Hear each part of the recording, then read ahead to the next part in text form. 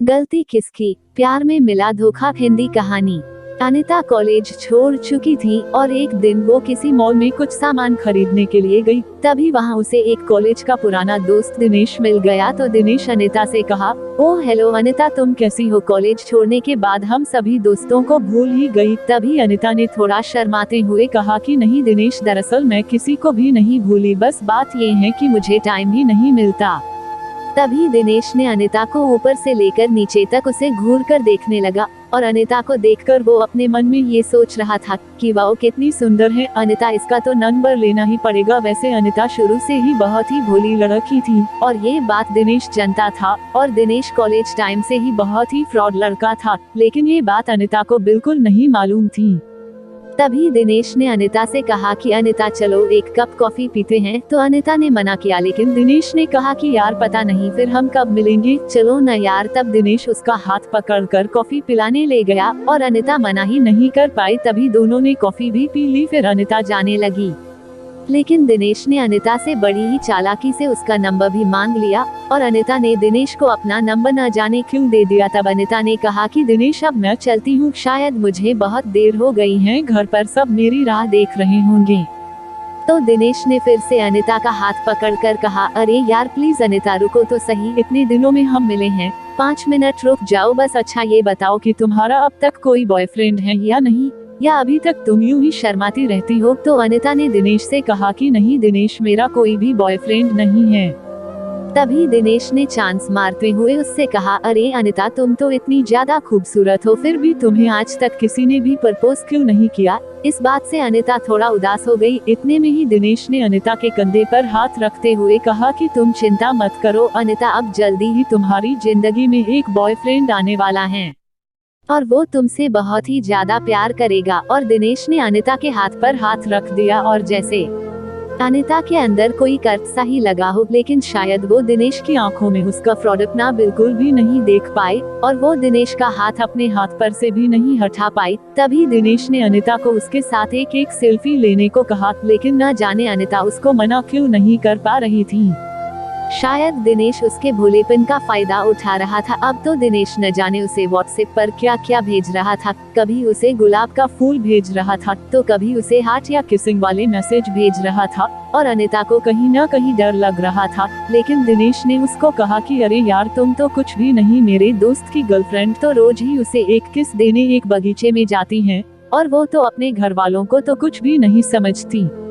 इस बात से अनिता का हौसला बहुत ही ज्यादा बढ़ गया। एक दिन अनिता के घर पर कोई भी नहीं था, इस बात का दिनेश को पता लग गया तो वो अचानक ही उसके घर पर आ गया। इस बात से अनिता बहुत ही डर गई, लेकिन वो तो जबरदस्ती ही अनिता के घर में बैठ गया और उसके यहाँ वहाँ हाथ लगाने लगा।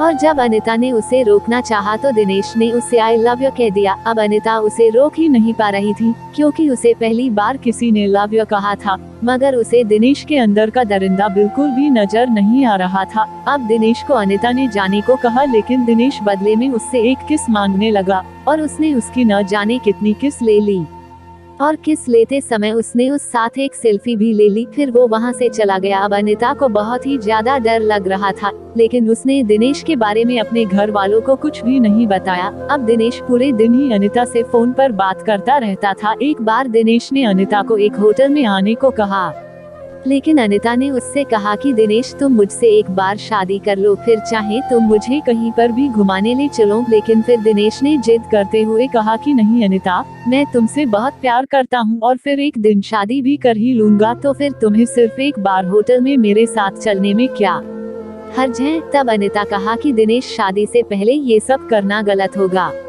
तभी दिनेश ने बड़ी ही चालाकी से उससे कहा कि चलो अनिता, मैं तुम्हारे साथ कुछ भी गलत नहीं करूँगा, लेकिन बस एक बार तुम मुझसे मिलने होटल में आ जाओ और 10 मिनट मुझसे बात करके चली जाना। अब अनिता उसकी बहकी बातों में आ गई और उसने होटल में आने के लिए दिनेश को हाँ कह दिया और उसने अपने घर वालों को भी कुछ भी नहीं बताया और वो दिनेश के पास उस होटल में पहुंच गई। और जैसे ही अनिता वहां गई तो दिनेश ने उसे एक कोल्ड ड्रिंक में नशे की दवा मिलाकर पिला दी और अब धीरे धीरे उसे नशा होने लगा। तभी अचानक अनिता के सामने दिनेश का एक दोस्त भी आ गया और वो दोनों ही अनिता को देखकर मुस्कुरा रहे थे।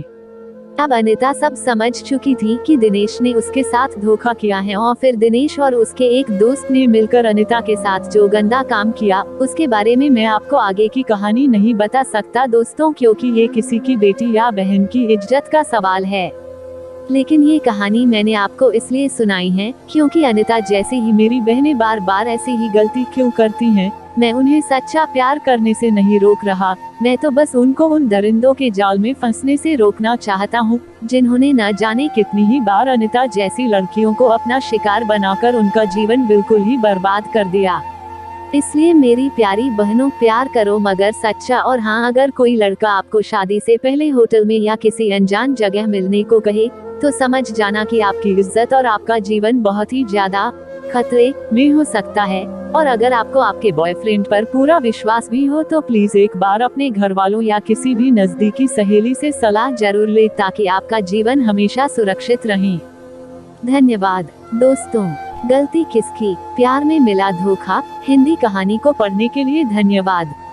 आपको ये कहानी कैसी लगी नीचे कमेंट करके हमें जरूर बताइएगा। अगर आपको ये कहानी पसंद आई हो तो अपने दोस्तों के साथ जरूर शेयर करें और ऐसी ही प्यारी कहानियाँ सुनने के लिए हमारे YouTube चैनल से जुड़े।